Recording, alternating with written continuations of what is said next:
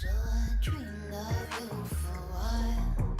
Wonder what it would be like. I was born in Beijing and I grew up in Shenzhen. I always had a passion for music. I always loved house music. I was obsessed with music. It's like when I was really young, I would just be really dark in a dark room and close my window like for the whole winter, but listen to one CD or two CD, just really get into it.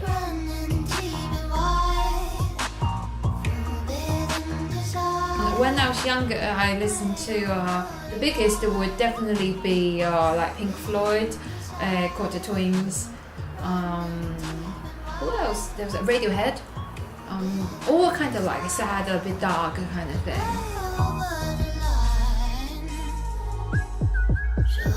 It means I take every genre of music. I take the good stuff from, say, a genre, anything that's pleasing to my ear, chop them up, and then just dissect every genre, even classical, even any sampling that I can hear, anything, if it's sound that I can sample, then I will put it into to the same pot. But then I can't tell people I'm experimental, because when I say experimental, you're thinking about pans and pots and just like a really, really weird noise kind of thing.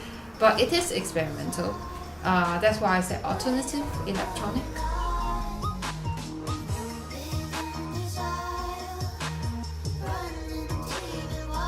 There's a lot, but Chinese rock music, that was quite a significant thing when I was growing up, very young, because they do some really, really cool dark combination of the Chinese elements of say the Chinese instruments or melodies, to merge that into the early rock, as in 80s or 70s kind of a rock. And it was such a genuine marriage between the two kinds. And then because those were struggling artists, they were famous, but they were, in China, it's a pop star culture, entertainment business, so they were not earning money enough, so they were struggling, they were still suffering. So the pain and everything, that was I was into that. And I think that today, these days, I'm doing a hybrid of lots of different elements of music. I definitely had that thinking in mind, as in that influence as to do the East clash with the West and then merge into something that's my own. I think that has something to do with it.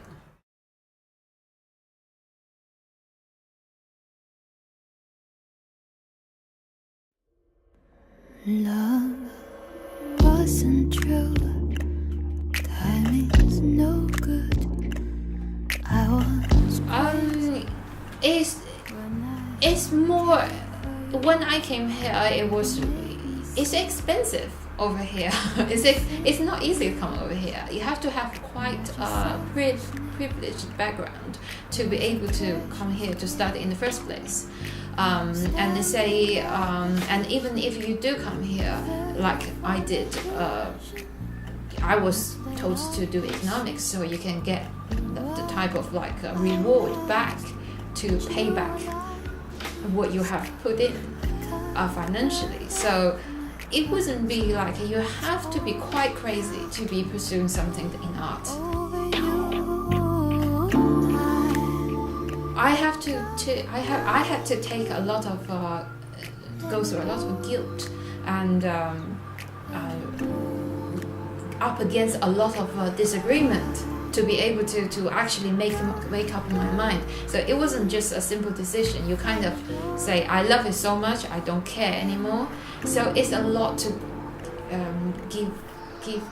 give up, or a lot sacrifice, a lot compromise to actually go for this. Because it's a cultural thing, our parents like to neutralize your thinking, your confidence. You were more arrogant when you were younger, and then you get kind of neutral, you get kind of put down, criticized by parents, and you know it's a culture thing. They're telling you that you're just normal, you're not anything special, so put your head down and work hard, kind of thing. So it's a culture thing. They don't make you feel like you are somebody, you can be somebody. So most people, when you are in a very fragile kind of growing up, you would listen to your surroundings. And even when I already did a lot of music, I went back to my family, they will still think, why do you deserve? Why do you think you deserve? Why do you think you are better? There are so many, there's a billion people out there, like, why do you think you are better? So that kind of attitude is very threatening. Like, I would say it would be more common for East Asian to be in a classical environment, classical musician, where their parents are musicians themselves, and then they pass down to their children, or maybe go into pop. That is more like, they will understand. Like my dad said, I've chosen the hard path, compared to normal people, but if that's what I want, now they have come to terms to, if that makes me happy. But just be aware that you have chosen a very hard path for yourself. But then they don't understand, it's hard if you're off the road from who you are. That is the hardest thing, because you have to wake up every day and face yourself, your misery of who am I, and just counting days on this earth and feeling meaningless. And that's how I felt before music.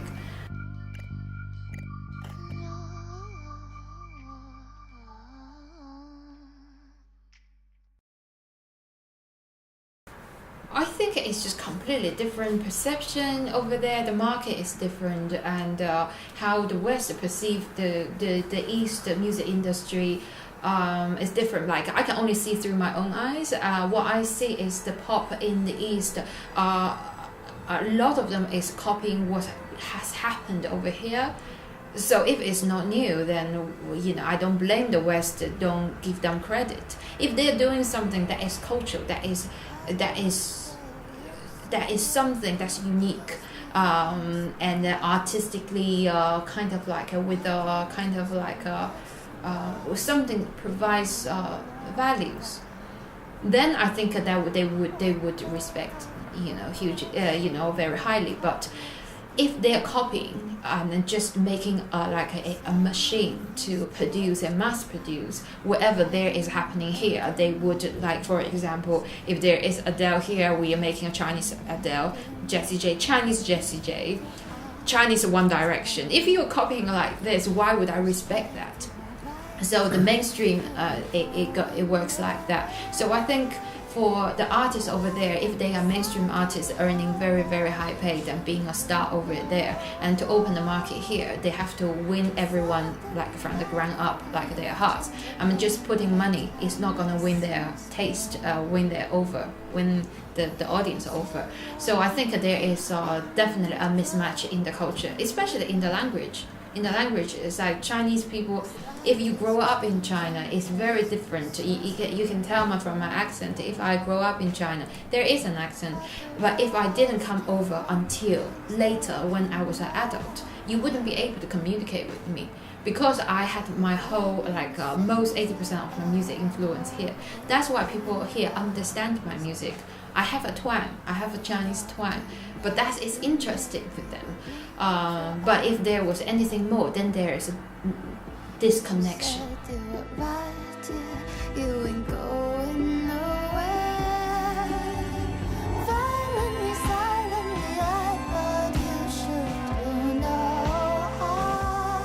There's still quite a difference, quite a gap. That's why I'm here to bridge that gap.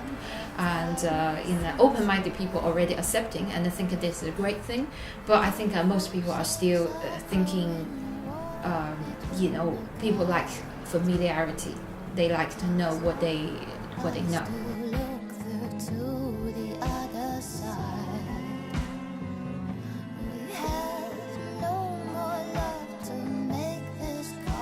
I only recently learned that all the music in China, all the music videos, all have subtitles.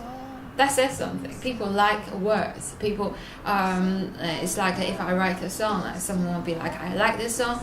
They would be word for word and want to know whatever I'm singing exactly. So they really, language is very, very important. They want to connect on that emotional, like a literal level, into the lyrics, into the poetry.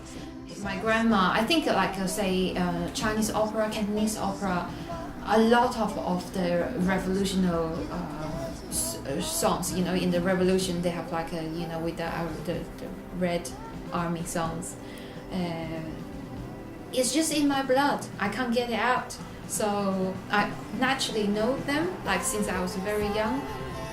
So instead of the nursery rhymes people do here, I learned that.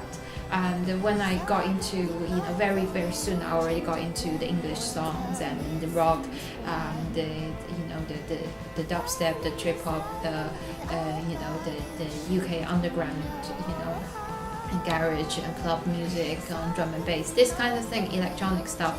It's like you automatically in your head, there is no filter. It's kind of just they are all in one. So when you make music, your mind is wide open. So all the elements, it just comes. Especially the way I make a melody.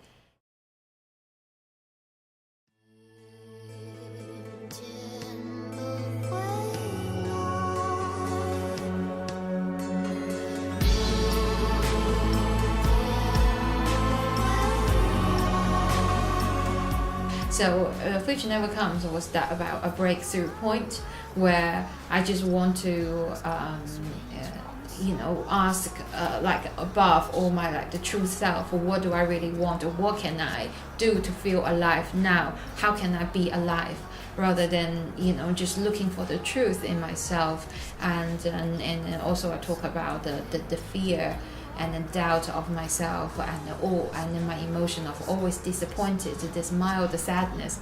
And that's exactly how I felt. And then the song is basically remembering the time, talking about, okay, tomorrow will never come, future will never come, so what do I do today?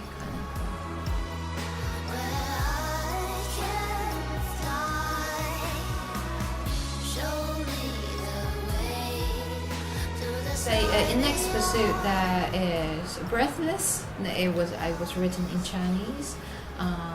Cliff in my first album, Wrong. It was in Chinese, Cliff, and Ever Never Ever Rising Sun. I basically took the lyrics from old Chinese song my mom used to sing, and then to make a very trippy kind of dubsteppy kind of production, and change the melody to it. In future, I have to hear the music first. Like for me, if a melody that is suitable for Chinese, I wouldn't waste the opportunity, but I wouldn't force it.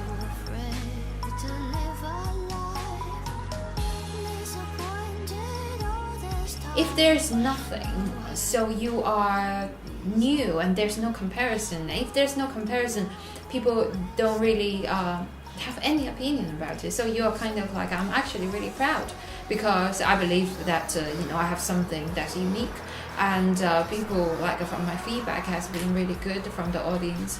And if I'm offering something that's completely different, I'm almost like acting as a cultural ambassador. I'm bringing something that is that is me and that's cultural, to merge with something that is current here. That to educate people, or maybe to influence other Chinese people, other East Asian, or just Asian in general. So I think it's a really good thing, and I always try to be unique.